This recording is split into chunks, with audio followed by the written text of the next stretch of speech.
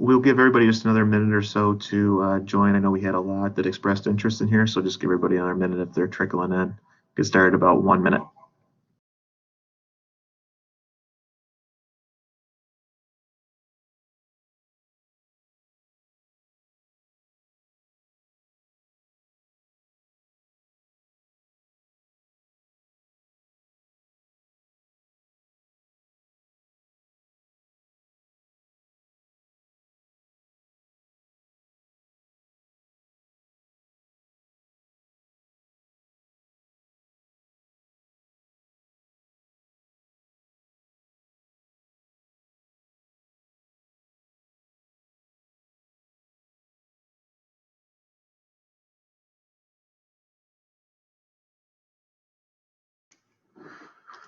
Okay, I got about 1 minute after our start time. We'll go ahead and begin. Welcome. Thank you again for taking the time out of your mornings to join us here.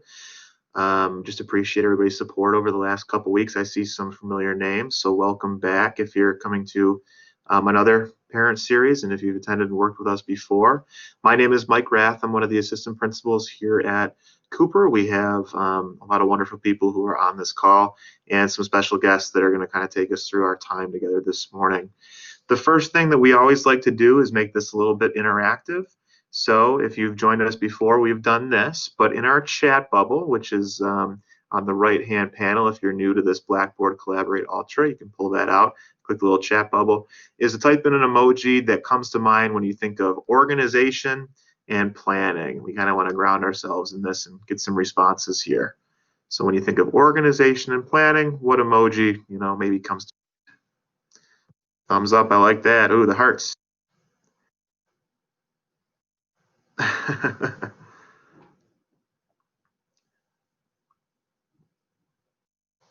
Love the creativity. Ah, the little pen or pencil.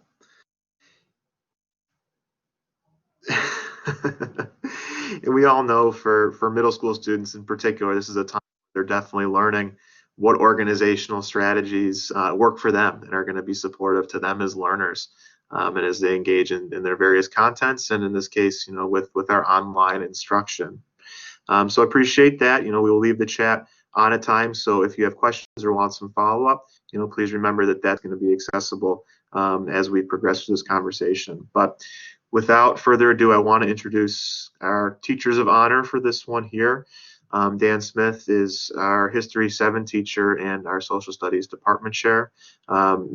Mary Kay Folk is one of our English teachers, teaches English 8. And these two, along with our Cooper Time committee, has been working super hard to put together a series of lessons to support with executive functioning and with organization, and really taking a leadership role to support our students and our whole school in that capacity. So I thank them for their hard work, and they've already put out some great lessons. You may have heard your students say that they did a Cooper Time lesson during Block 4, so I'll let them kind of explain what that really means and some of the learning that they've done. So welcome again, thank you for joining us, and with that I will turn it over to our Cooper Time committee.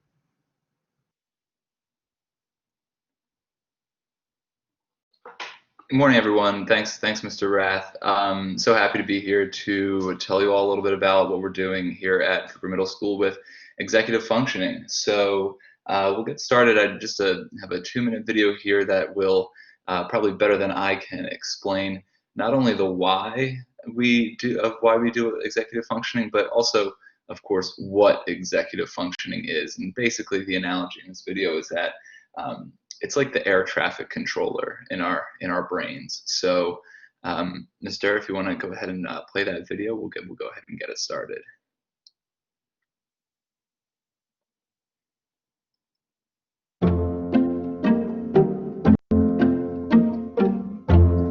Executive function is the brain's air traffic controller. It intercepts a tangle of inbound thoughts and impulses and steers them towards productive outcomes. Executive function helps students stay focused, plan ahead and set goals, regulate emotions, monitor their own learning, and think flexibly and creatively. But children aren't born with executive function skills. They develop over time. In fact, the prefrontal cortex, the part of the brain which houses executive functions, is still maturing well into our teens and 20s. So teaching executive function skills should start early, be reinforced regularly, and continue up through high school, at least. How do you do that? Don't just teach content. Look for ways to take a step back and give students the skills and the discipline to learn on their own. And remember that failure is part of the process. Academic preparation needs to be taught. Show students how to use calendars and to-do lists, for example, to manage their time and plan ahead. Encourage students to ask questions like, do I have a plan for succeeding at this? What was confusing or difficult about that task? How can I do better next time? The research shows that metacognitive strategies lead to better preparation, planning, and performance. And high stress can impair executive function. So consider activities like mindfulness or meditation to help students deal with stress. And don't skimp on recess. Spend the time. The research backs you up. Executive function is a more accurate predictor of success than test scores, IQ, or socioeconomic status.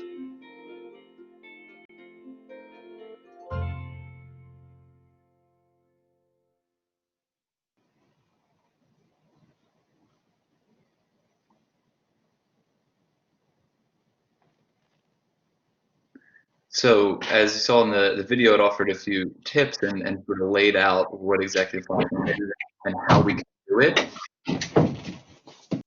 And that's something we strive to, we include these tips in our Cooper Time lessons, but also our classroom teachers are doing it in the classroom as well.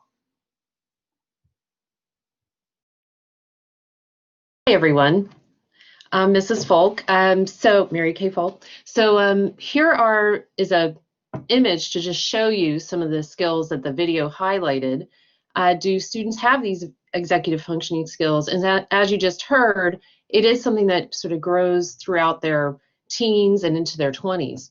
Obviously, we're really trying to deal with the flexibility. I mean, everything now being digital, flexibility is a big skill right now we're focusing on, but also the time management and how to get the students to focus. Perseverance is another huge thing. Of course, that's also portrait of a graduate skills. Being goal-directed and resilient through this difficult time when we are learning together how to organize Schoology, and this is definitely an interesting start of the year, but it's a challenge that it's an adventure, but we are going to help students with learning these executive functioning skills.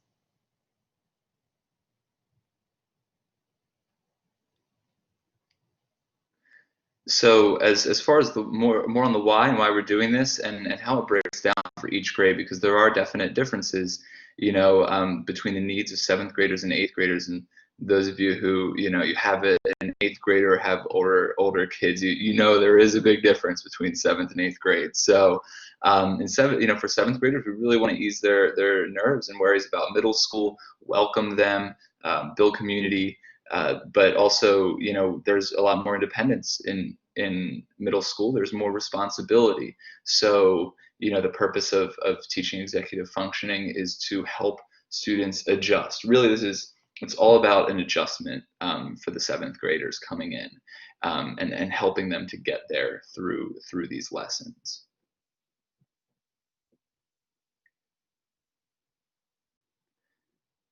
Ms. Folk, could you turn on your microphone, please?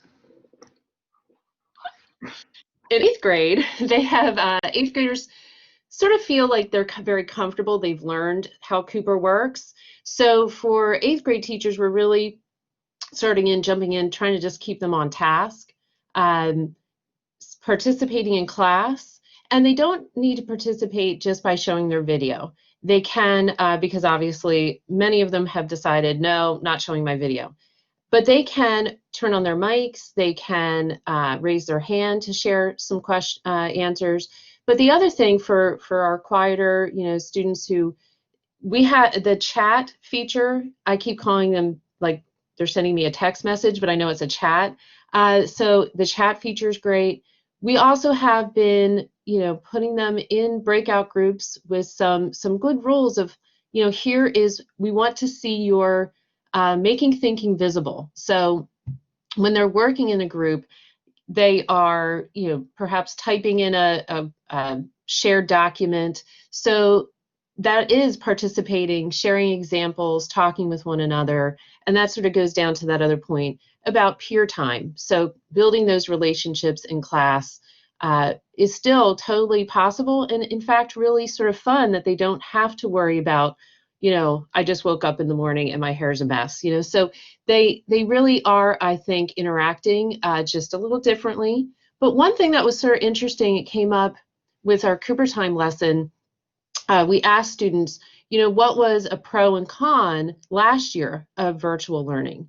And I was sort of stunned that some kids said, oh, we don't get as much one-on-one time with teachers without being in the classroom. And yet, I can't stress enough how we teachers have office hours. And those office hours, I just keep inviting students, come to my office time. Every single day, I think, of the week, there's some time for students to connect one-on-one with a teacher. So looking into those office times, because we can help at that point work one-on-one with students with the executive functioning skills to help them succeed.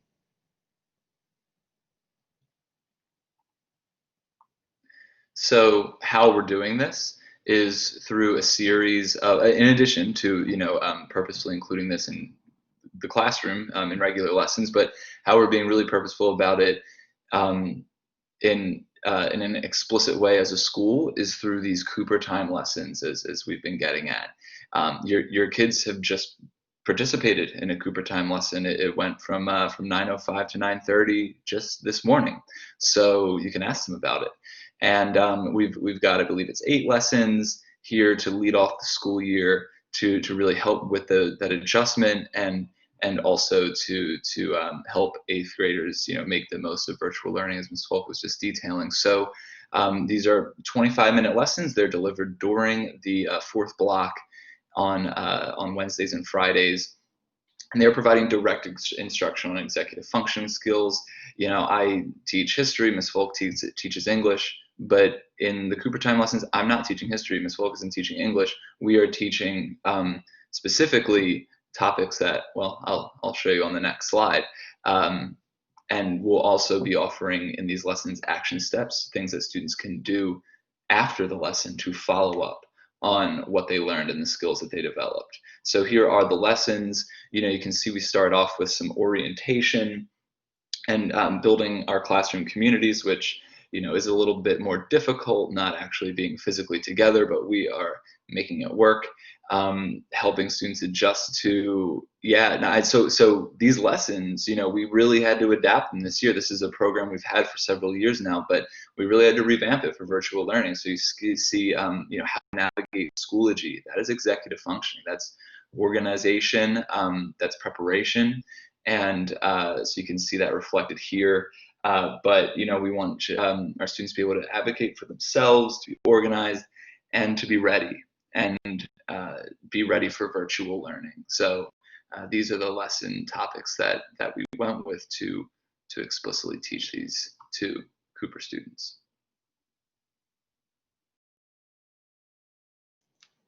And here's some of executive functioning tips that we try and encourage students.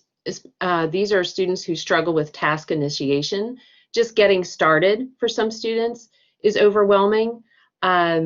And so some of the tips that we have here could apply to really even adults. But like, for example, students who are overwhelmed with how much time something might take. Well, set a timer. I mean, really setting that timer, whether on your phone or having a separate timer. When I hear students tell me, oh, this assignment you gave me, I spent 2 hours. I'm like, no. Don't spend 2 hours. Spend 20 minutes. And if you still feel like you're struggling, that we don't want you to spend time struggling with something. That's when you go to my office time and I can help you. But if you set that timer and say, here's what I'm going to accomplish in this time, hopefully that's not as overwhelming as saying, I need to finish all of this. So if you take things into, chunks, and we teach, again, in our classes, we try to, make things, assignments smaller and more manageable. There are some other ideas on this. For example, my own kids, if there's a reward at the end, and a reward doesn't have to be, food or candy, or it can be something healthy. Like a reward's going to be, well, okay, maybe cell time, more TikTok, phone time is not healthy, but but like something that they, if you do set that timer for 15, 20 minutes, and then you get to, go talk to your friend on the phone or something. So, giving those incentives is something that we also try to encourage. I'm just trying to see if there's anything. Yeah, the other thing is starting with success. It's interesting. You have to see if your student is like me, where I have to more or less clean my house before I can like sit down and work, because I want everything clean around me before I sit down and get a tackle an assignment. Or maybe, some kids might want to just tackle the hard stuff first and get that out of the way, and then do the easy, fun stuff. Another quick tip as far as, the assignments, I always try and tell kids, do what is due first. Do what is due first. Don't try and tackle something that's like going to, be due next week. Do what is due tomorrow. So now, of course, how do they know what is due tomorrow? And I know we're going to be, someone here is going to be talking about how Schoology will show you what is due. But these, again, are some tips to just, help those kids who are struggling. And again, coming to our office time, we're always, really here to help.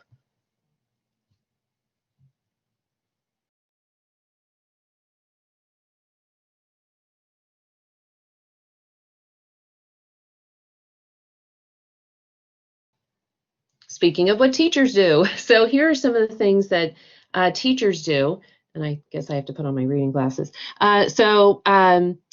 We definitely have routines in our classes, and that can help students, hey, this is how this class runs.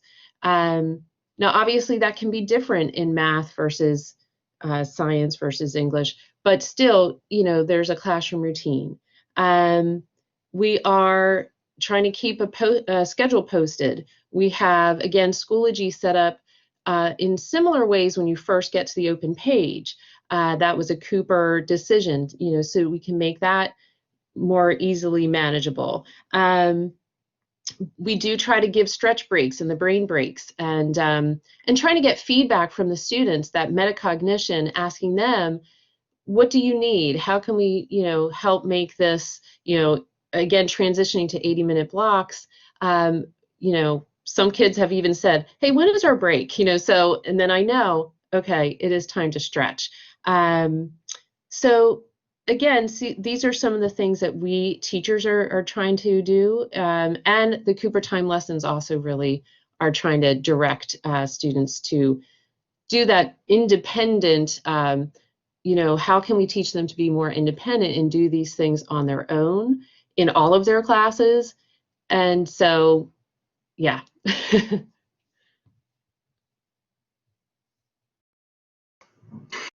All right. Thank you, Mary Kay. Thank you, Dan. I appreciate that. I know we're going to transition now. We felt it was important to share with you some of the things that we're going into the lesson in school, so you can follow up with your students. You can ask them how things went today, what they learned about during Cooper Time, what organization strategies they might be thinking about. So we thought it was important to kind of show you some of the things that the kids are going to be engaging with. And again, thanks to Dan and Mary Kay for leading this initiative here at Cooper. But also want to transition a little bit into some things that you can do to support your students' learning, because a lot of times it's not always the content that may be the most difficult in the beginning. It's learning the procedures and the routines. So with that, I'm going to invite Mr. to share some strategies to share with you as well. Thanks, Mr. Rath. Good morning, everyone. So in the next few slides, we're going to talk about a few ways for your students, your children, to help organize their assignments and ways that you can support them. We know some of the feedback from Schoology is that assignments always don't get checked off in that, but there's different ways. And we know that's one strategy, to check the learning management system for what's been completed, but there's other ways that we can do that. So the first is an agenda. Every student received an agenda. They picked up their laptop in August and the beginning of September. So one strategy would be on Mondays or throughout the week to record their asynchronous work for Monday and any upcoming due dates. This serves as a visual. Students can write down their work, they can fill in the due dates that they need, and then it's also a way to cross off assignments as they're completed and also help to plan out their week. And as Ms. Folk talked about earlier, how to plan for which assignments need to be completed in which sequence, like she suggested, and which many teachers start with the soonest due date, or if you know you have a long-term project, breaking it up into chunks. Another alternative is a digital checklist, so similar to an agenda. This is a table that anyone can make in either a Google Doc or in a Word document. And in this case, we have the blocks, the class, and then students can record what their homework assignments are, or their asynchronous work, upcoming tests, or project due dates. And this is an example of what one might look like. This is what an 8th grader might encounter currently. So just a few suggestions for how to note when things are completed or when they're turned in. So for our Block 1, our orchestra, we see a check mark next to getting our instrument contract signed. So in Google Docs or in Word, wherever this document is created, you can set up the formatting so that when a checkbox is created, it then turns into a check mark. So that's one option. If we look at health and PE, that assignment, we see there's a checkbox, and you can also note when it's turned in. Most of our teachers are organizing their Schoology pages into folders by week. So in this example, the student marked that it was turned in on September 22nd. So this would allow the student or you as the parents to go back and look at that work or find exactly where it was. And then a third option is down in Block 6, next to Family and Consumer Sciences, is just using a strike-through option. So again, a variety of things, whatever works for your student or you, and helping to organize that. And one final option is utilizing Google Keep. This is a feature that students have access to. The first picture towards the left of the screen is a little button, that's the Google Keep, and it basically is a bunch of virtual Post-it notes. So in this example, we have our week, this current week, and all the assignments and what needs to be done and due dates. And then our photo on the right, if you look at the bottom where the pink box is, in this example, we've crossed out our orchestra work. So what's really helpful is that for your children, they can mark off what they've done, but it also shows what has been done. So it doesn't just completely erase and go away. And this serves as a really great check-in for all of you if you wanted to see what they had worked on or what they hadn't worked on. So again, just a couple of strategies with organization and time management, goal setting. A lot of these are habits and take time to work through, and it's also not one size fits all. If we think as adults, I know the way that I organize myself is probably very different than the way that Mr. Rath or Mr. Smith organizes theirs. So hopefully those are at least a starting place to take back and work with your children and see what works and adjust as needed. Thank you, Mr. I appreciate those strategies. At this point, we do obviously want to open up for questions. We hope that, throughout this time together this morning, you learned a little bit about some of the things that your students are engaging in during their Block 4 and during these Cooper time lessons that our team has been, really specific and really thinking through as we put out to students to make sure they're timely and really relevant, particularly to the online learning. So I do see some questions. I may ask Courtney to pop back in for Netta's question with the Google Keep one, but Wendy, the office hours. So Mary Kay posted something in the chat. We do all have teachers have office hours on Monday mornings, and a lot are going to have them after schools. They needed to have at least one day after school to be available to students. That's going to be posted on their Schoology site. In addition, in our schedule, Block 4, while the students are engaging in these lessons for the beginning part of Block 4, that part afterwards, which is usually about 40 to 50 minutes, is for office hours as well. So Block 4s occur on our Wednesdays and Fridays. Sure, and I'll jump in on the next question. So the assignments in Google Keep are not populated by the teacher. This would be something that students would have to go through and kind of fill in on their own. Some suggestions that we've been providing to students is on Monday during that asynchronous work time. Many teachers are posting week at-a-glances. So on Mondays when students go in to access their classes and see their asynchronous work for Monday, there's also a preview of what's coming up for the week and any pertinent due dates. The due dates are also posted in Schoology off to the side under upcoming assignments, so it's posted in a variety of places. Thank you, And Ms. Dorman, in a minute, I may ask you to speak to the comment you just put in the chat with the printable PDF and office hours. But I see the question about assignments posted in SIS versus Schoology. Great question. So Schoology is where our teachers are putting up their resources and their assignments. SIS is going to be our grade book of record. So you're going to see the students' scores for those assignments and all of their grades in SIS parent view and in SIS student view. Schoology is where the students will actually find their assignments, what they are, when they're due, the information about them, and where they can submit them. So for instance, if it was an English class and it was an essay, the student would go into Schoology, they would see the instructions, they would create it, they would write it, they would revise it, and submit it to Schoology. Once the teacher then has the opportunity to review it and provide feedback in Schoology, they will then put the grade in SIS, the summative grade. Okay, Ms. Dorman, maybe you can speak a little bit to that printable PDF for office hours. Yes, so in the course, that's the Cooper Office Hours course that all students have access to, which is where they go to find the links for their office hour sessions. I have added a PDF under the teacher office hours schedule. So you'll see a kind of embedded, your students will see an embedded image. You'll get like an access denied on that particular thing, but at the bottom of that, you will see the printable PDF that you and the students have access to. That's great. Thanks for creating that and putting that up there. And again, all students are enrolled in one Schoology course that's Tech Tips and Office Hours, thanks to Ms. Dorman's programming on the back end. So kind of our all-student course, we'll put those things in. I would definitely invite some other team members from the group, maybe Dan or Mary Kay, to take a look at Netta's question with regards to the daily assignments in the week number folder. Notes during lectures may be a challenge, and any tips or strategies. Does anybody want to speak to that one? Just tips or strategies for that, keeping that together?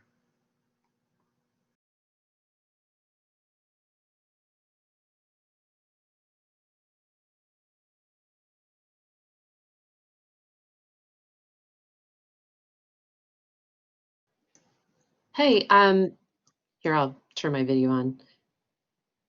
So Dan's idea of splitting the screen is a great idea. I'm someone who keeps a notebook next to my computer, old school, I guess. And, you know, if I'm listening, I take some notes down. I was actually going to see if I could look up, I know Langley uses Cornell Notes. So if Cornell Notes is just basically, you know, when students are listening, they can just bullet things that they find important. And then on the left-hand side, after they leave the class, they just look in their notes and say, okay, well, what is this answering? And they come up with, you know, like the main idea or a question on the left-hand side. So that's one idea. Now, usually though, like what Dan said, it's usually the teacher is giving some kind of direction on how to take notes during the class. So I hope that helps. Yeah, absolutely. Thanks, Mary Kay. I also think about with our schedule right now, there is a break in between all of the classes. It can be something really good to get your student in the habit of writing down any assignments right at the end of class. So I know that Mr. put something up there about the planners that all the students were given when they picked their laptops. That could be a time to get students in the habit of always going to the planner and writing down what their assignments might be. Yeah, Wendy, great strategy. Second monitors. I know as we got into this, I was like, I don't have enough monitors. I need more. So those are some things that are great. I'm using 3 right now for things to keep it all there. Dan, you want to articulate a little bit about the printable docs for history? Sure, and I'm speaking just strictly for seventh grade history teachers here, just as an example. I'm not as aware of what all the other departments are doing. One downside to distance learning, usually I have a better idea. But I'm just, all I'm saying is that, yeah, so some options are splitting your screen for students. They can split their screen. The two screens are smaller, but that's an option. But again, just I can only speak for my team with seventh grade history, but we are putting out notes documents for each lesson where and a digital version and a printable version with more space, and it organizes the whole lesson with slide numbers and everything for students to, and to be clear, we're not forcing students to jot down notes the whole lesson. It's an optional thing, but they would be access it where all lesson materials are, as every teacher has a weekly folder and a folder for each lesson, so it would be in each lesson folder. But just speaking generally, with the split screen, I'm not a fan of it because the two screens are super small. So, you know, when I've been in meetings and stuff like that, I've been taking notes by hand. So we might want to bring back some handwritten notes as part of virtual learning, ironically. Yeah, thank you, Dan. Appreciate it. So great questions. Again, you know, we want to try to help these students find the routines that work for themselves, and you know, really encourage those office hours. I know that that's something where a teacher can really meet one-on-one with some kids and support them, you know, and what's going to work for their learning styles and for their organizational strategies. You know, we are putting resources up in there, so a lot of the students will continue to have electronic access to all the resources that the teachers are using during lessons and during activities and things like that. So I see one last question here from Pauline with regards to service hour requirements for 8th graders. Courtney, you may have a better knowledge on that part. Yeah, absolutely. So for community service, for the service learning hours, this is a county expectation from Fairfax County. For 7th and 8th grade, it is 15 hours. And we civics teachers will be introducing the program that Fairfax County uses, which is X2VOL, which stands for Time to Volunteer. They can find their opportunities there. They will log that. And our amazing PTO actually has a service learning committee, and they are pulling together a list of organizations and ideas that students can get involved with. We understand with the current times that there may not be as many like physical opportunities going to a building or going to an organization, but we're really going to focus on the research about what difference and what impact students can have on their community, as well as that reflection. So more will be coming out from civics, and we will actually be creating a Schoology group that parents will have access to as well for all things service learning. Thank you, Courtney. Appreciate it. Submitting assignments for Schoology, the teachers are going to be working with the students, Christine, with regards to that. So walking them through and them where to submit things. It's something that we're all learning to understand, that our teachers and are learning is something here with Schoology, but we're going through that one step at a time. So teachers will be working with the students. Some may start putting together some directions on how to do that, but it'll be based on what the assignment and the task is. With regards to checking email, you know, they're getting, it's always information overload. I particularly think that in you know, with this, we're all receiving information more. It's a good skill, and I know that we have had time lessons in the past. I think, yeah, Ms. Dorman just put it in there. Daily is great because they are going to receive some things from Schoology, from teachers. It'd be good if they get in the habit of checking it once, at least per day.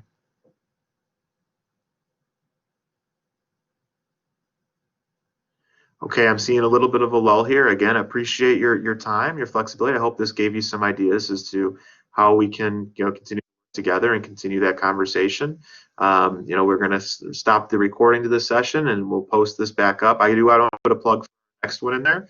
You'll probably start seeing some things coming out. I know it's draft in the news you choose today, and you'll see some information with our next parent series, which is regards to the after school programming. So that started up yesterday. We encourage all students to try to get involved with an after-school club or activity just to connect with peers and teachers in kind of a different light. Also, keep in mind that our virtual back-to-school night is this Thursday from 6 to 8 in Schoology.